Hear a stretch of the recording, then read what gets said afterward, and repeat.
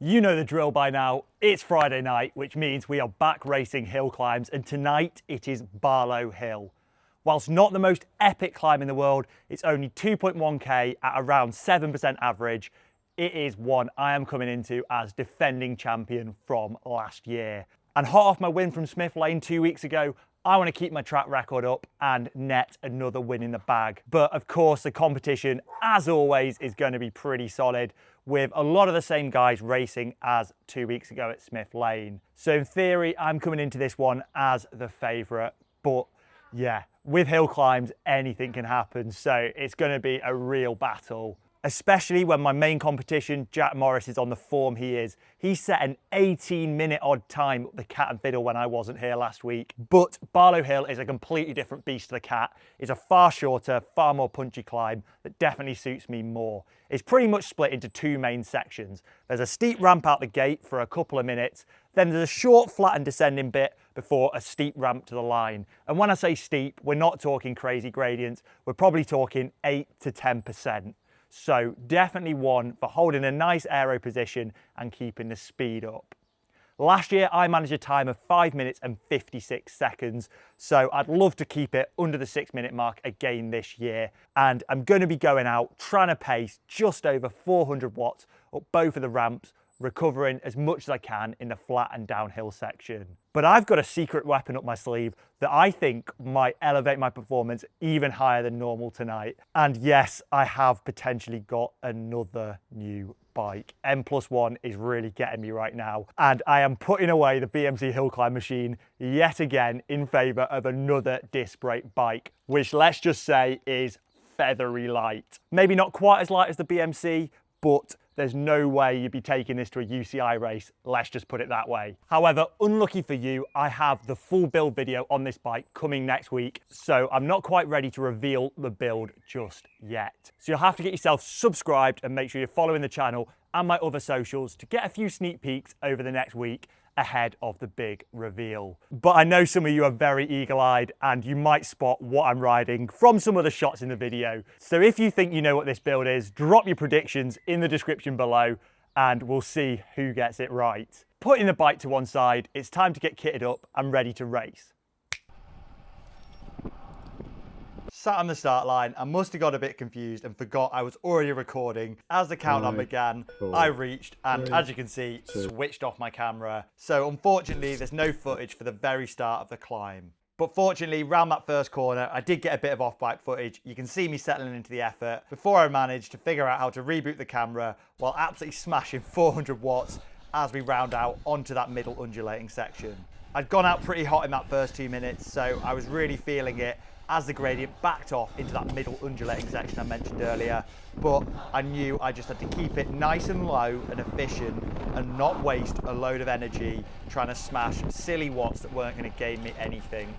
I think I did a pretty good job of maintaining a really respectable speed through this section, hammering it into the dip before the main wall of the climb was going to begin. And as you can see, the road ahead of me is a dead straight, slowly pitching up wall, and the gradients hit their absolute max on this part of the climb. So I knew it was really important, whilst I didn't want to surge back up to full power, to steadily crank the watts back up into the 400s and get to work on what was going to be around a 3-minute block of effort up to the finish line. And yeah, this was starting to hurt now, but you can see I've managed to get the power back up into the 400s, even if my form on the bike wasn't great and I was sat a bit upright on the tops here. As I'm on a different bike, I'm still not quite fully used to the position, and I think I need to play around a little bit with my saddle setback to get 100% comfortable. But all the way through these double-digit gradient stretches, up in the 15, 16% marks at times, I was holding some really good power, knowing this was one of the most critical parts of the climb where I really needed to keep the watts down. But soon enough, the gradient finally did start to pitch down and ease off a little bit. So as you can see, with them cars passing, my power dipped a little bit around here. And I was really starting to flag at this point, knowing I've still got just over a minute of climbing to go. I really had to grit my teeth and dig in deep, really pushing it to the line. But you can see, despite some little waverings when my power was dropping, I did manage to dig in and get back up to the 400s repeatedly, even if probably my average was more like 380 at this point, even with a little kick out the saddle to get back on top of the gear and to tell myself, no, stop being a wimp, get back on it, we're nearly there, you can't throw it away now. As we passed some enthusiastic supporters cheering us on, I could see in the distance the summit was in sight, and I knew this was it. 20, 30 seconds to go now, turn yourself inside out as my heart rates tip into that 190 mark. I just had to get there. You can see on the horizon, I dig in out the saddle, start really pushing, maybe pushing a bit too hard, a bit too soon, as we still got a fair bit of road to go. But I know it's nearly over. I've just got to get there and see what the time's looking like. I think by this point, the 6-minute mark had gone out the window, but I still wanted to do myself proud and not back off until we crossed the finish line, flying past the cameras. It was results time. Well done, Tom. Sorry. It's not to be the top step of the podium today. What did Jack do? He's done a 5:48.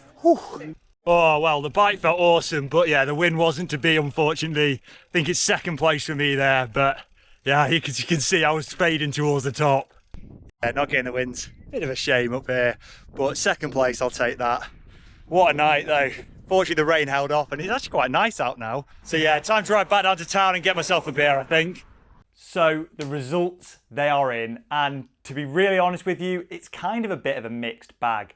There's some real big positive takeaways and some things where I felt I did let myself down a little bit. I managed a time of 6 minutes and 12.8 seconds, which in isolation sounds pretty good, but when you compare it to last year, where I did it in 5:56, well yeah, it leaves quite a lot to be desired. But digging into the watts, well actually I set some really good numbers. When you take a look at my watts up the climb, I did pretty much lifetime best numbers for the 6-minute duration. For the entire race, I averaged 392 watts. And it was pretty well distributed through the effort as well, with the first steep section averaging around 430 to 440 watts for 2 minutes, backing it off on the rolling middle minute, then kicking back up to almost 400 watts for that final 3 minutes. Just fading ever so slightly towards the top, but the gradient really was tapering out by then, so it didn't make all that much of a difference. So why on earth was I so much slower than last year? And there wasn't a crazy headwind, there wasn't a crazy tailwind last year, but I have a theory as to why that is. So I'll let you in on a bit of a secret. These past couple of months, I seem to have gained quite a lot of weight. Compared to my race weight earlier this year and last year, which was down 65 to 66 kilos. When I got on the scales on Friday morning before the race, I was touching that 70 kilo mark. So a whole 4 to 5 kilos heavier than I was this time last year. Some of that was on purpose. With all the endurance gravel training I've been doing, I've kind of been running the strategy of just ram as much food down as I possibly can and not really care about weight loss, just focusing on upping my pure wattage and durability, which has worked absolute miracles on gravel, but hill climbing is a completely different beast, and it is one where power to weight is absolute king. And whilst I haven't made major progress in my sort of VO2 max power this year, and just gained weight, no wonder I'm going quite a lot slower. I actually modelled on Best Bike Split what a 4.5 kg difference would make to my time up this climb, and it spat out exactly 17 seconds, which funnily enough is the time difference between my 5:56 last year and we'll round it to 6:13 this year. However, excuses aside, onto actually what my position was in the race.